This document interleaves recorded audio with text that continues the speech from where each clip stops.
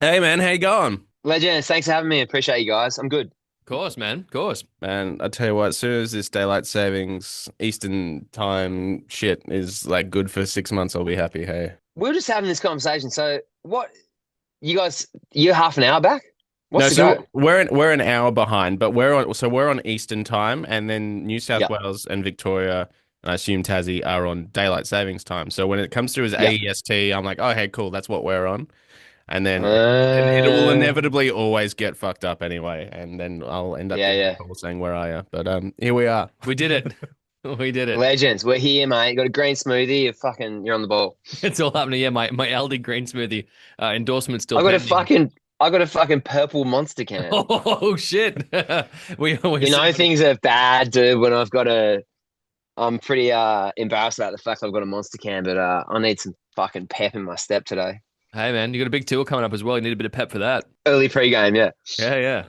Hey, 10 years, of course, if this is all we're going to be, and you're going to be hitting the road to celebrate, and the gold vinyl that's going to be hitting shelves soon as well.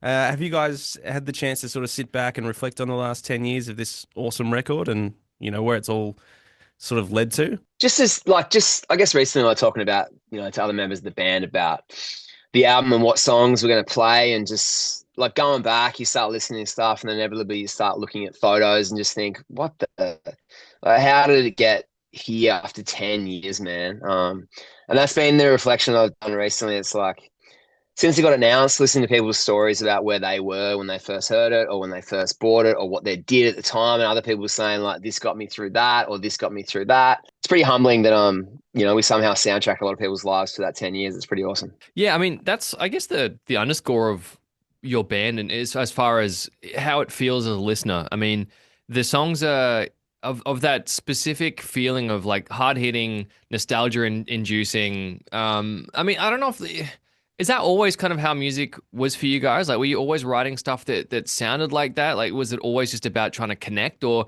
did it just sort of come to be just by happenstance? Think like the songs that we loved and the bands that we loved made us feel that way, and it just kind of by osmosis turned into the same sort of thing. And the lyrics, I guess, are so personal, and a lot of it I was using to figure out a lot of shit, as a vessel to try and do that. Which I guess gives it that feel, that nostalgic, yeah, that memory-inducing feel that just comes along with that. I think it just kind of happened. It was never set out to be, but that's just the way it went. Yeah, I think stylistically as well. I don't, with that like the heavier sound. That's I mean, I think it's just something that connects well with the type of just raw, honest lyrics that accompany all the songs. Like, there's no real beating around the bush. It's like if you want to say I'm sad, you're saying I'm sad, and I think that Yeah, sort of yeah, real, raw honesty is what a lot of people found really refreshing about you guys in particular. Was that there wasn't you didn't have to dance around anything. It was like, if you wanted to say something, you were saying it, and it was just like, well, it just hits, it just yeah, man. people go, Well, yeah, that's me. yeah, man. Well, like I said, I use so much of this stuff as a way to try and figure things out in my own head. Writing lyrics was that for me before I was even in a band. I was using it to record my thoughts. Before I had any visions of being in a buddy band, so it just became something I kept doing. I don't know any other way to be, and that's what I feel like people connected with, like you said. Mm. When you're not doing Luca Brasi, what do you do to channel those sort of things? Like, do you have other creative outlets? I try to run very poorly, and That's where the Purple Monsters. try. That's where the purple monster comes in. Try and run away from the purple monster.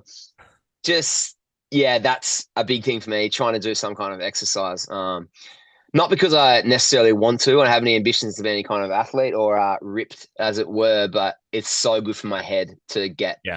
those things out, which is the catharsis of music as well. Which I'm sure is what you guys love music for too. Like those emotional connections. It's like there's always bands for certain times. And if I'm not writing lyrics as a process, I need to do something to keep moving. I'm an incredibly high strung, fucking anxiety riddled individual. So I need something to keep going. It's always winding, winding, winding. Mm. Well, mate, Tassie's got their footy team going now. You might have to put your hand up for that too. Yes, Tassie's got a buddy footy team. The VFL starts real soon, actually. It's going to be been pretty exciting watching people get stoked because the basketball team was such a massive thing for Oh us here yeah. when that kicked in. Yeah, people behind that.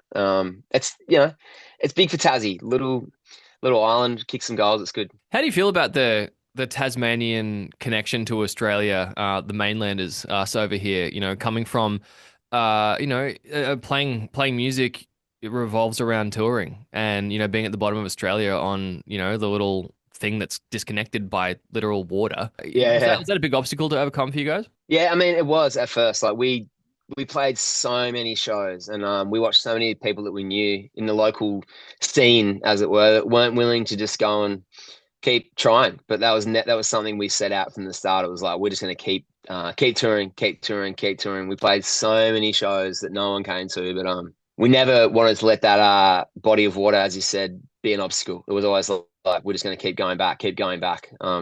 It doesn't seem like it's an issue anymore, but at the time, a lot of bands weren't really leaving the state. I mean, you feel very isolated at times, but we were just like, we want this to be a thing where we just keep going and keep going and keep going. Yeah, I mean, you see it in reverse now with people coming to play specific shows just for Tassie Yeah, sometimes, and people exactly. Yeah, exactly. make a thing out You of get the it. bloody inverse Yeah, instead. yeah, yeah. How'd that feel having the Foodies come down? Did you get to the show? Mate, we just had a little girl, so I was deep in a goddamn mess of nappies and spew. So no foodies for me, unfortunately, but it looked like it was amazing and it did really well. And yeah, Tassie punches above its weight these days for people wanting to come here.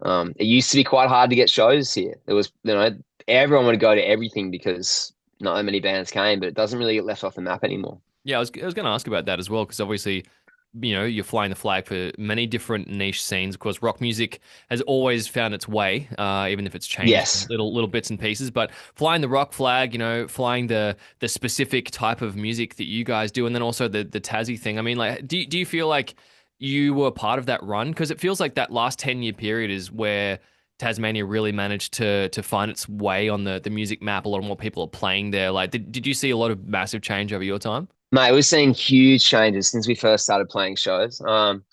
Definitely seen the death of the small venue and the local, those scenes that we came up in, as it were. But we've seen the growth of bigger venues, I guess, which is, I don't know, it's good and bad. It means there's more bands coming here, but it means it's harder for the local bands to get a start as well. So we've seen a Mm. very different landscape, which I think every city's seen the same thing, but we've watched it all happen, and definitely very different from when we first started. Yeah. I mean, and we've just seen today Blues Fest cancelled, like a couple of weeks out from that, being a thing again. How, as a musician and like in a band, how are you finding this constant up and down roller coaster of, I suppose it's mainly happening with festivals here in the country, but I don't know, it seems really dicey and it just seems like we cannot get it together, and whether that's just political red tape or just like rising costs or no one's got any money. It's just, I don't, it's really sad to see, and more and more music festivals and fewer are actually surviving here. Yeah, man. I think it's all those things you just mentioned all wrapped up in one. But like, when we were young, I hope you're in the same age bracket as me. I'll just lump you in with me. You got to go to those things. The rite of bloody passage to go to Big Day Out, to go, it was easy to go to a festival. It was easy to go to a show, and they happen all the time. But like you said, it's starting to become less and less. And I am worried about where the hell do young bands play, not just bands, like where do kids go and see music? Like, imagine not being able to go to a festival when you're 16 and just having your mind blown by whoever it might be. Those things were life changing for me at the time. Mm. Yeah, yeah, no doubt about it. I mean, it's sort of, I guess, where we all found our love for music part way, and I guess like rock music's always had that as a real outlet, because when you go to a festival, I mean, the rock and metal is sort of the best to watch in that environment. I think, the Soundwave festivals of Absolutely. old, and obviously it's still good that there's a couple around. But is it something that you guys have thought about doing? Trying to get into the production space as well, putting on stuff, or maybe you do already for the local scene. I'm not sure. We did. We actually ran a festival in Launceston, a small town a couple of hours from Hobart, where I'm now. I think we ran it for maybe 6 or 7 years. It was like 1,000 capacity over 3 days. So we did that for quite a while. Just became harder. Died off with COVID eventually. Yeah. So yeah, and then if there's not, like, we got older and we started having kids and families, and like those sort of things end up going by the wayside because your energy gets diverted. And if no one else picks up the slack, like we're talking about, then what the fuck do you do? It's Mm. crazy. Yeah, yeah, Yeah, it's weird. yeah, yeah. It's odd because it at the same time there's like all this like burgeoning positivity of like people are different generations getting into rock music, bigger tours and stuff. But then there's also like this real dichotomy of like things are dying, things are sprouting. So like what's the plan for you guys? what do you hope to get, I guess, from this tour? Are you hoping to play to, the fans of old mixed with new? Like, what's the thought? Well, I mean, when this record came out, it was the one that kind of jolted us into, the next level of whatever we were doing, and it connected with so many people that we didn't really realize at the time. I mean, I guess we did, but it's been so lovely the last couple of weeks watching all these people come out of the woodwork and talk about their own experiences with it. So like making those old connections is pretty amazing, and we're pretty stoked to go and play for some pushing 40 heads like us. So it's sick, man. We're just hoping to I mean, the reaction's been incredible, and to watch people that are growing up with us and we're going to play to them again is pretty awesome. Future of the band. Obviously, it's been a few years since the last album. What's been happening behind the scenes that people might not know about? Anything you want to share? Just jams, more formal. Man, we have some songs happening, so like that's pretty exciting. Pretty turbulent few years in my own personal life, but we got some songs, and I got the feeling that I had something to say again. So I'm pretty excited. I think that means that we're going to eventually just keep doing what we've bloody been doing all these years. Well, man, you've got a little one in your life now as well that will be taking up a lot of time, and there'll be plenty Bloody hell. to ruminate on there as well. My little boy, Yeah, man, of course. 3.5 now, so Oh, same here, dude. Yeah. yeah, it's crazy. There's plenty of Yeah. times where like I love him, but I certainly don't like him at the moment. Oh my God, man. Some of those days when you push him out the door and I go, catch you later, mother. Don't let the bloody door hit you. Yeah. And then you're like, man, I love you as soon as he comes back in the door. You know what I mean? It's a Yeah. strange thing. Well, you'll have to balance dad life and touring come May because the Yeah. first show is on the 15th in Sydney, then Brizzy, down to Melbourne, Perth, down Hindmarsh, Australia, the Gov, lovely, and then finishing things off down in Lonnie, mate. It's you must be excited for this one. Man, it's great. It's been a minute since we've toured at all. So, it always comes with a bit of nerves, like announcing something, but the response has been so incredible. Just stoked to get back and just do what I like to do. Yeah, the new pressing of the record as well. Gold. Yeah. Hello. What's that? Gold record. Oh yeah, exactly. Yeah, fancy shit. If you can't get a gold record, make one is what we always said. So we'll just do that. Nice. Well, more and more bands are like finding weirder ways to release records as well. It's not just enough to bring out a vinyl. Yeah, I mean, You got to piss in it. yeah, you got to piss in it. Yeah, or yeah, exactly. Yeah.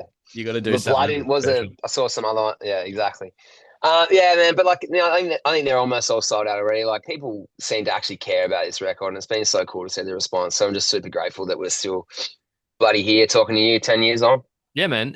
Like 10 years of the band. Like, did you ever have a milestone like agenda of like what you wanted to accomplish as a band, or was it sort of just like write the music and see what happens? I mean, actually, no, it definitely wasn't that because you don't get to where you're going if you don't have a goal, like you said, touring the Australia and working super hard. Like, is there anything that's still on the bucket list of what you want to achieve? Man, that's so funny. Like, when we first started, we had never been in bands. We didn't know anything. It took us till this record that we're talking about to actually, have management and actually talk about plans and shit. We were just like, our plan was to drink as much booze as we possibly could for free. Yeah.